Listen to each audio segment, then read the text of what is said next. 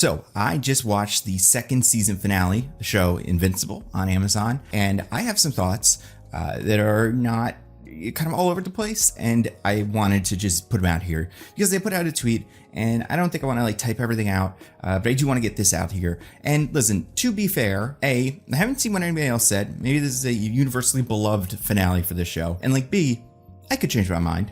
That happens all the time. If I didn't like something and then over time, learn new things about it, maybe I'll love it. So let's just say like, if in the future I have different feelings, then that's possible. But I'll just start here. I think season 2 of Invincible did not work for me as well as the first season. Now, I will say the first season of Invincible is like perfect. The pacing, the full season arc, the reveal of what's going on with Omni-Man, like that is some of the best, comic book adaptation storytelling. And especially because it seems like they made a lot of changes into the pacing of the first couple books and how that factored into the first season of the show. So I think that was brilliant. There's other things in general that I think are good. I think the animation for this season has been great. I think that some of the new characters I like a lot. I'm a sucker for Ben Schwartz, so obviously Shapesmith was fun.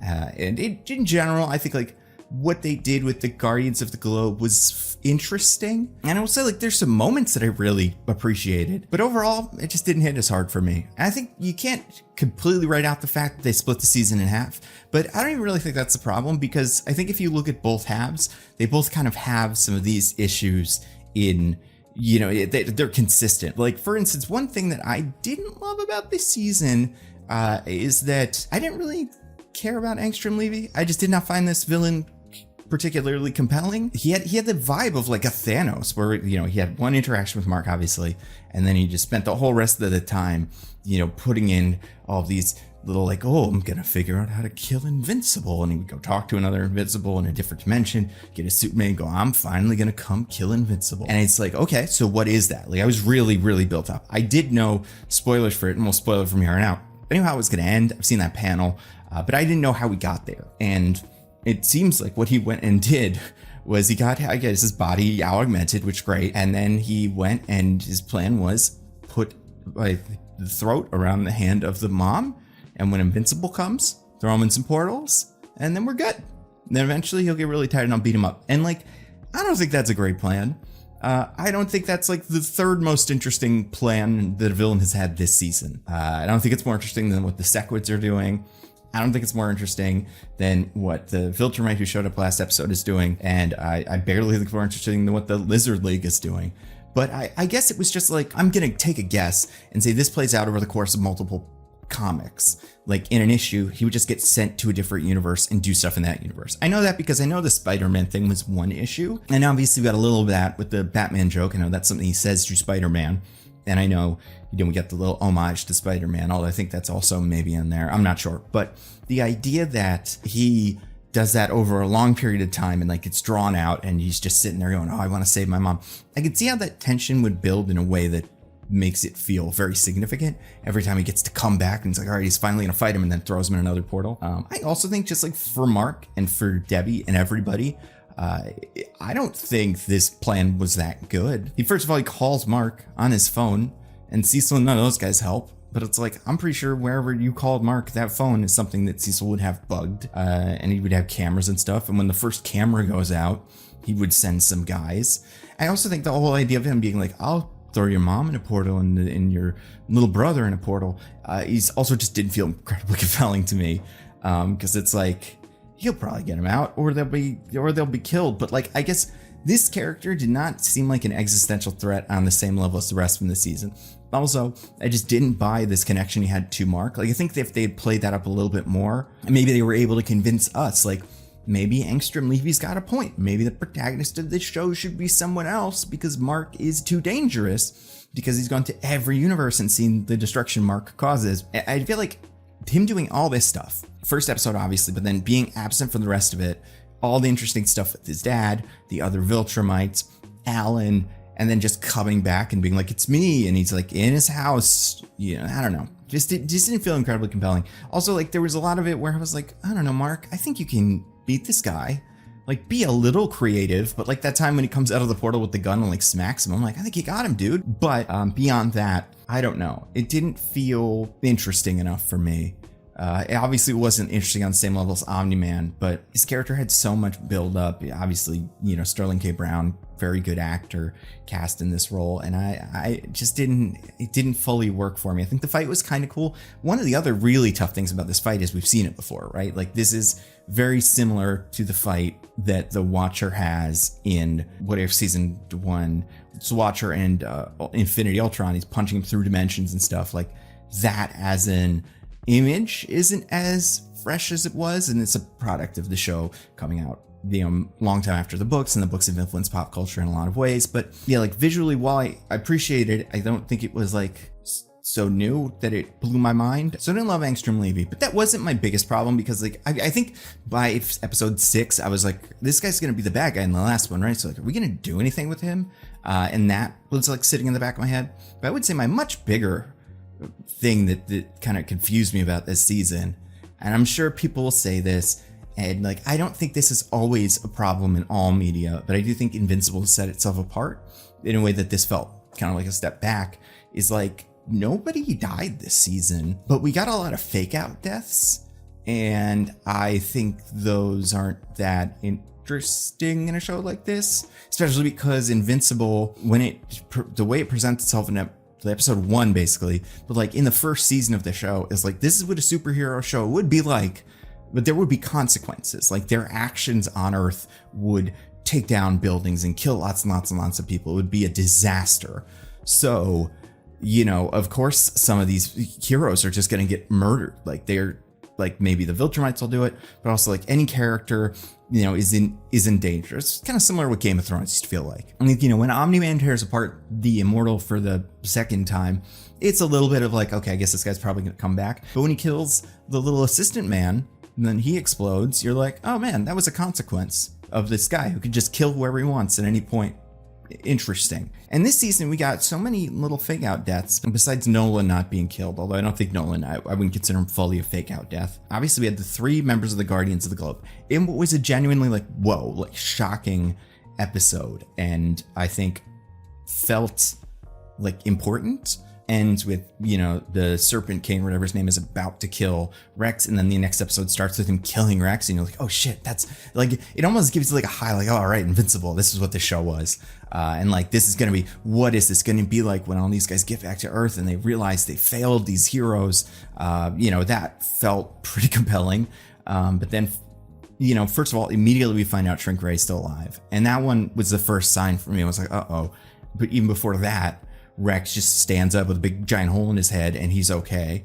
And then in this episode, we find out that Duplicate also survived in a way that was like, you kind of expected, honestly. Like, at the end of that episode, I was talking to people, a bunch of people, and we're like, why isn't there just one of her in a box somewhere?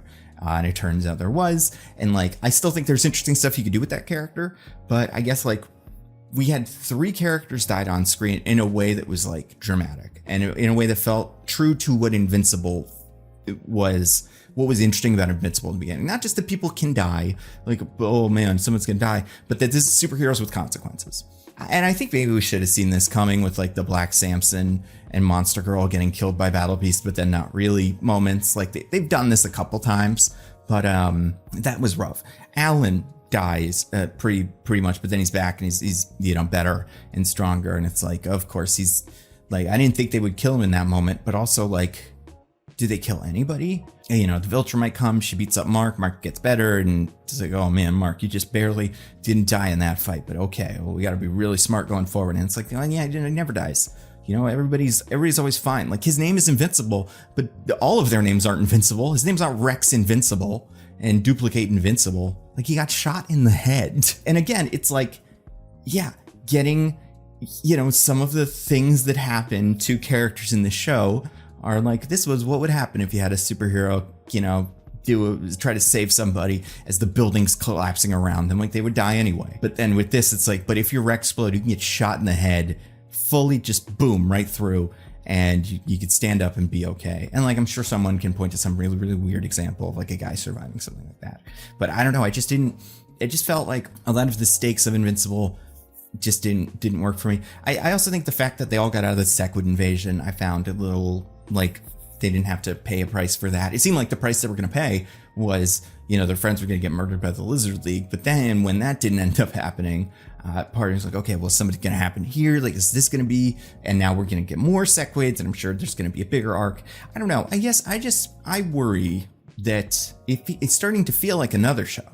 They had Steven Yeun on it, where they would kill a character and you would go, I didn't see them die, but the show wants me to think they died, but I don't think they died. And by like the 5th season, you got pretty tired of it, and it didn't, it just lost all meaning. I think that's one of the things that I liked about Invincible compared to other comics, is like the rest of the members of the Guardians, the original Guardians, have not came back. Now there is a power vacuum that needs to be filled, and I thought it would be kind of cool. I don't know if like the first mission where the team splits in half the team dies, and then the rest of the team just has to deal with that. But if you see that in any other movie, you're like, well, they're probably not going to kill, Captain America, though, right? It'll be something else. But in this, it's like, well, that is going to be somebody. There's going to be somebody important in there. And while that is true, it's not final in a way that I think is interesting. People say there are other consequences. This will change Rex. Obviously now he's got Spider-Man robot hand, or like Duplicate won't be a superhero anymore because she's going to, stay away from that life. I think that all works. But I don't know, it just doesn't feel like Invincible. And that I find a little, I don't know. I'm not psyched at that. I do think this season was like lacking an arc. I think the most interesting thing that happened was the stuff with his dad on the Thraxis thing, or the planet with the little praying mantis guys. So I do think the show peaks. I think part of the problem with the show is we know that's the end game, is the Viltrumite stuff. And I think getting more stuff from Mark and the Earthlings is interesting because we're going to want to see how he develops. But in the same token, like, they're going to move the story forward in a way that's like, when they show up, and that's important. And especially having that happen last week, it tipped the balance off in a little weird way. I like the acting a lot. Obviously, like I said, the directing and like the animation was fantastic. It's just tricky because at the end of the day, the Angstrom Levy story, I don't feel like really paid off, and maybe there's more to it. But for this season, at least, it felt kind of underwhelming.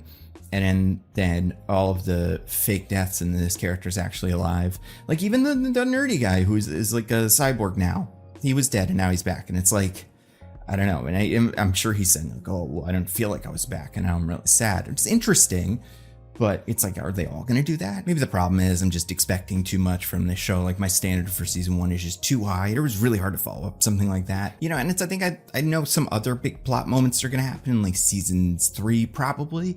And like, those will be pretty exciting and like interesting. And I'm curious to see how they play out. But I don't know, just felt somewhat anticlimactic. And, Robert Kirkman, if you're watching this, I love you. You're good. You did a good job. It's a very good show. But I just think the way this finale played out was so weird. And I hope that next time a character dies, they stay dead. I'm not even talking about Angstrom Levy because, like, who cares? I don't know anything about this guy. I know he exists, but he's not like a person I have like a deep attachment to. As someone who watches the show. And let me know what you thought in the comments. I'm very curious to see how other people feel about this. Was this something people loved? Was this something people hated? Was I totally off base? If you're a comic reader, how do you feel about this? Because I haven't read the Invincible comics, but yeah, I've read the odd issue just to kind of see what was going on, and I enjoy it. I mean, I love, Kirkman. Walking Dead's never been my thing because I'm not a huge zombie fan. I like the Irredeemable Ant-Man a lot. I think Eric O'Grady's a fun character.